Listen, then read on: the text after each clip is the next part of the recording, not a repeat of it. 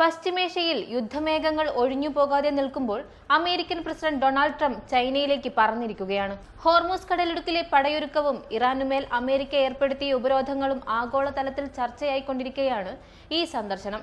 9 വർഷത്തെ ഇടവേളയ്ക്ക് ശേഷമാണ് ട്രംപ് ബെയ്ജിംഗിലെത്തുന്നത്.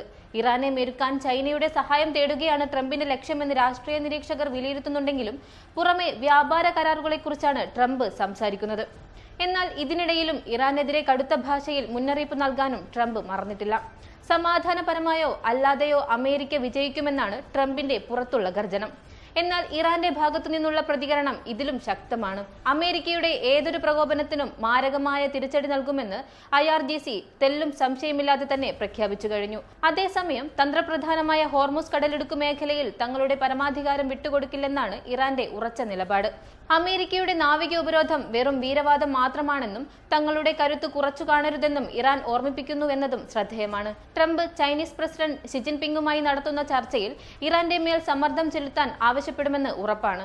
പക്ഷേ ചൈനയുടെ നിലപാട് ഇവിടെ നിർണായകമാകും. ഇറാനെ ഒറ്റപ്പെടുത്താനുള്ള അമേരിക്കയുടെ നീക്കങ്ങൾക്ക് ചൈന കൂട്ടുനിൽക്കുമോ അതോ സ്വന്തം താൽപര്യങ്ങൾ സംരക്ഷിക്കുമോ എന്നതാണ് ലോകം ഉറ്റുനോക്കുന്നത്. തായ്വാനിലേക്കുള്ള അമേരിക്കൻ ആയുധ വിതരണവും വ്യാപാര തർക്കങ്ങളും നിലനിൽക്കെ ചൈന അത്ര എളുപ്പത്തിൽ ട്രംപിന് വഴങ്ങിക്കൊടുക്കാൻ സാധ്യതയില്ല എന്നതാണ് രാഷ്ട്രീയ നിരീക്ഷകർ പറയുന്നത്.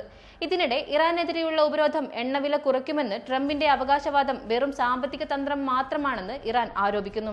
യുദ്ധം തുടങ്ങിയാൽ അത് ആഗോള സാമ്പത്തിക വ്യവസ്ഥയെ തന്നെ തകർക്കുമെന്ന മുന്നറിയിപ്പും ഇറാൻ നൽകുന്നുണ്ട്. ചുരുക്കത്തിൽ പറഞ്ഞാൽ ട്രംപിന്റെ ചൈനീസ് സന്ദർശനം വെറുമൊരു വ്യാപാര ബന്ധം ഉറപ്പിക്കാനുള്ള യാത്രയല്ല, മറിച്ച് പശ്ചിമേഷ്യൻ രാഷ്ട്രീയത്തിലെ പുതിയ കരുനീക്കങ്ങളുടെ തുടക്കം മാത്രമാണ്. ഇറാന്റെ കരുത്തുറ്റ പ്രതിരോധത്തിനു മുൻപിൽ ട്രംപിന്റെ ഈ ചൈനീസ് തന്ത്രം ഫലിക്കുമോ അതോ ലോകം യുദ്ധത്തിലേക്ക് വീണ്ടും നീങ്ങുമോ?